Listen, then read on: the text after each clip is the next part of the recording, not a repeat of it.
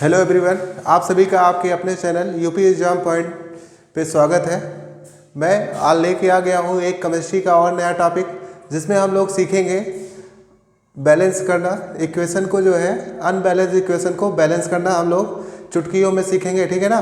बहुत आसान तरीके से हम लोग सीखेंगे और वो भी मिनटों में करना सीखेंगे, ठीक है। हम आपको सिखा देते हैं कि अनबैलेंस समीकरण को कैसे ही आप जो है मिनटों में करना सीख जाओगे, ठीक है ना। अभी तक कहने के लिए जो है सारे लोग बताते थे कि लोग हैं हम जो है आपको चुटकियों में सिखा देंगे, लेकिन हम आपको आज करना ही सिखा देंगे कैसे किया जाता है, ठीक है।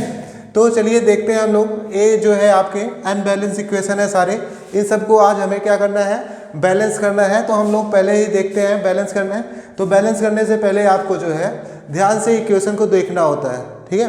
पहले आपको ध्यान से इक्वेशन देखना होता है। तो बैलेंस करने का रूल क्या होता है ये जान लो। तो बैलेंस का जो रूल होता है वो होता है टोटल एलिमेंट ऑफ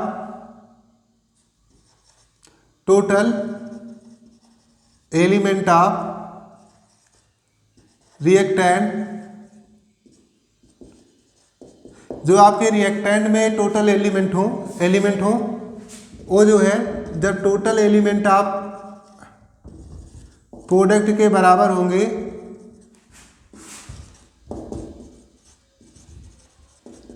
तो आपका क्या कहलाएगा, वो आपका बैलेंस इक्वेशन कहलाएगा। तो चलिए हम लोग अपने टॉपिक पे आ जाते हैं और सीखते हैं एक धमाकेदार वीडियो में जो है आपको आसान से आसान तरीके में हम लोग आपको बैलेंस करना सिखा देते हैं। देखिए सबसे पहले आप देखा करिए जो है पूरे इक्वेशन को ध्यान से, क्या कैसे किस मात्रा में दिया है। तो यहाँ पे देखिए NO2 आप बारी बारी से मिलाते चले आइए। यहाँ पे H है, इस तरफ भी H है, लेकिन यहाँ पे देखिए NO2 है और NO3 है। तो यहाँ पे NO3 देखिए कितने मात्रा में है। तो यहाँ पे NO3 कितनी मात्रा में है, 2 मात्रा में है। तो NO3 के 2 मात्रा में करने के लिए हमें क्या करना होगा, यहाँ पे केवल 2 से गुणा कराना होगा, ठीक है ना। तो जो अगर हमें जिसको बैलेंस करना होता है उसके हम आगे ही गुणा कराते हैं, ना कि यहाँ पे नीचे ऊंचे लिख के गुणा कराते हैं, ठीक है ना। ये आप जानते रहना। तो यहाँ पे देखिए कितना हो गया 2HNO3 और CaOH का होल ट्वाइस CaHNO3। इतना अब देखिए आपका CA बराबर है, HNO3 भी बराबर हो गया है। अब आपका H बचा है, केवल क्या बचा है, H बचा है और O बचा है। तो यहाँ पे देखिए O कितनी मात्रा में है, यहाँ पे 2 मात्रा में है। यहाँ से देखिए 2 से गुणा हुआ है, 2 मात्रा में है। तो यहाँ पे आप 2 मात्रा में गुणा करा के H को क्या कर दीजिए, बैलेंस कर दीजिए, ठीक है ना। O को बैलेंस कर दीजिए। जब आप O को बैलेंस कर देंगे तो H हमारा अपने आप ही बैलेंस हो जाएगा। देखिए कितना आसान था हमें इक्वेशन को बैलेंस करना, ठीक है। तो फिर देखिए आप आगे चलिए देखते हैं हम लोग। तो देखिए यहाँ पे NaOH है, Na है, OH है। तो यहाँ पे पहले एक एक एलिमेंट को देखिए दोनों तरफ दोहराते हुए। तो यहाँ पे Na को देखिए, तो यहाँ पे NO को देखिए। तो Na जो है यहाँ पे 2 मात्रा में है और यहाँ पे कितनी मात्रा में है, 1 मात्रा में है। पहले इक्वेशन को ध्यान से देख लीजिए तब आप जो है करना सीखिए। तो चलिए करते हैं।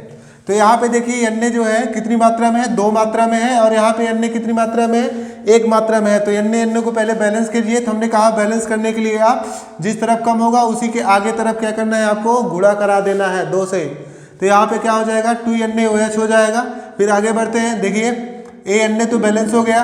अब SO4 है, तो SO4 भी यहाँ पे बैलेंस है। आगे देखिए यहाँ पे देखते देखते यहाँ पे आगे बढ़िए। तो आप देखिए यहाँ पे H की संख्या कितनी है, 2 है यहाँ पे।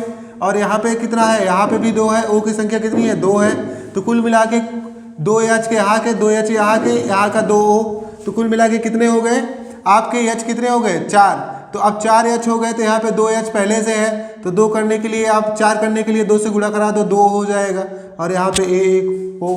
तो आपका देखिए ए इक्वेशन आपका जो है क्या हो गया, बैलेंस हो गया। आप दोनों तरफ ध्यान से देखते चलिएगा तो आ जाएगा आपका। तो यहाँ पे अगला वाला उदाहरण देखते हैं हम लोग। यहाँ पे लिखा है BaCl2 प्लस L2SO4 का whole thrice BaSO4 plus AlCl3। तो चलिए देखते हैं। यहाँ पे देखिए पहले BaCl2, यहाँ पे Ba क्या है, Ba यहाँ पे है, यहाँ पे दोनों तरफ बराबर मात्रा में है।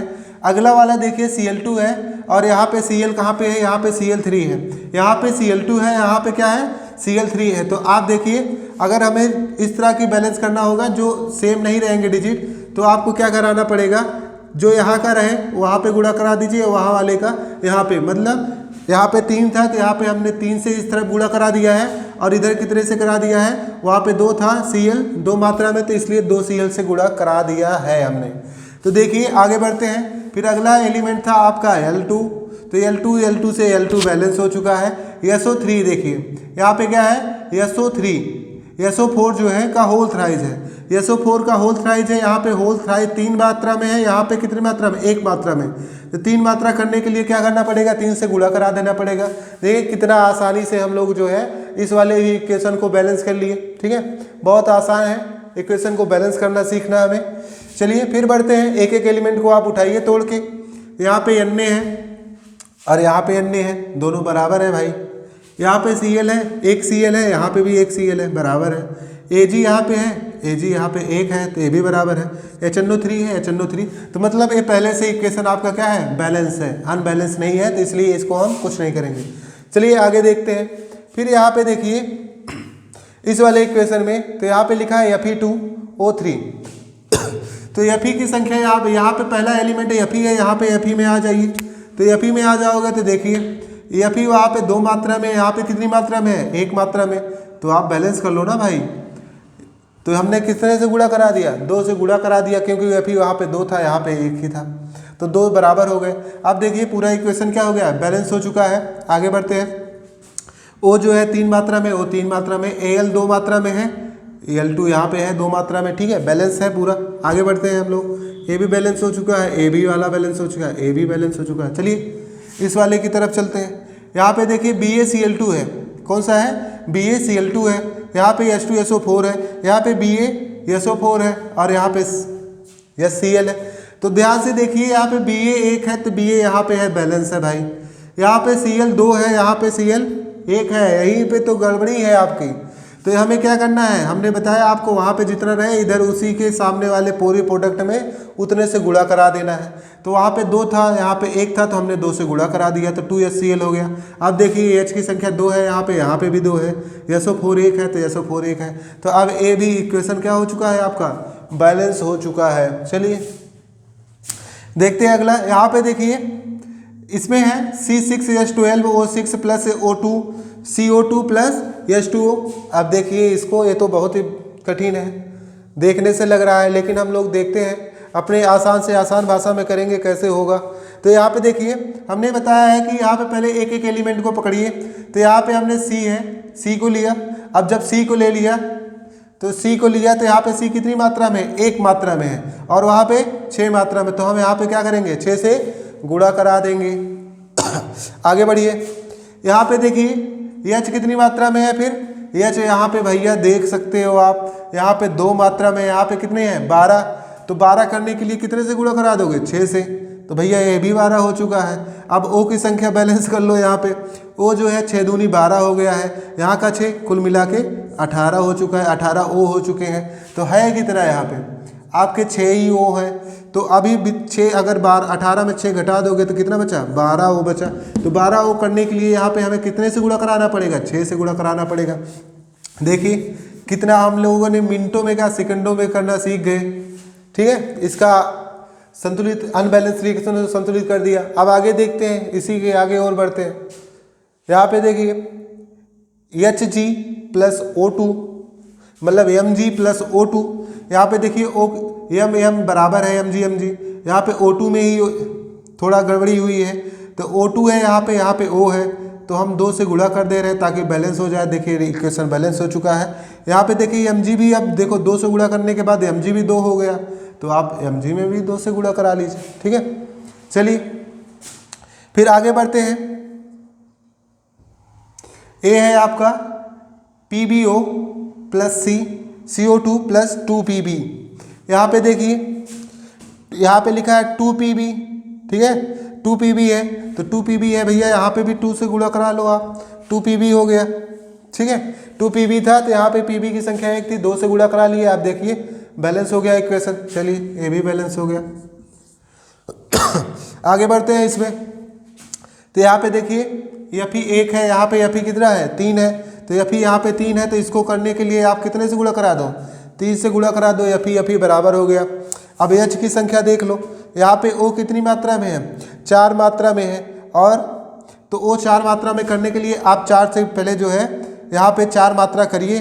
4 मात्रा करने के लिए कितने से गुणा कराओगे, 4 से गुणा करा लोगे, 4 से गुणा कराओगे तो ओ की संख्या बराबर हो गई। अब बचा क्या एच, तो यहाँ पे एच कितनी मात्रा में है, 8 संख्या है, तो 8 करने के लिए आपको कितना कराना पड़ेगा, 2 4 से गुणा कराना पड़ेगा। देखिए अब ए भी बैलेंस हो गया। ए तो था, आप बैलेंस करना इतना आसानी से सीख गए होंगे अब तक, ठीक है। चलिए हम लोग इसका नाम भी जान लेते हैं, कौन सी रिएक्शन हुई है इसमें। तो पहले ये देखिए, पहले वाले में तो आपने आपको रिएक्शन पान टाइप भी बताई है, कौन सी रिएक्शन है, तो देखिए आप इसमें 2 प्रोडक्ट था, 2 नए प्रोडक्ट बने हैं, तो 2 नए प्रोडक्ट बने हैं, तो इस तरह की रिएक्शन क्या कहलाती है, डिस्प्लेसमेंट रिएक्शन कहलाती है, ठीक है।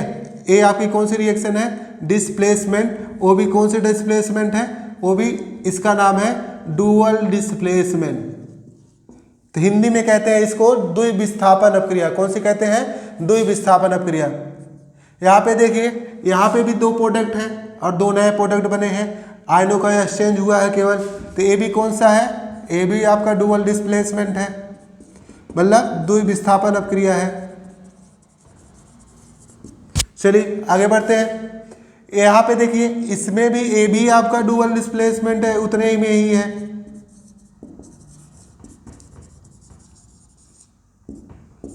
चलिए ए वाला भी आपका डुअल डिस्प्लेसमेंट का उदाहरण है। यहाँ पे आगे बढ़ते हैं।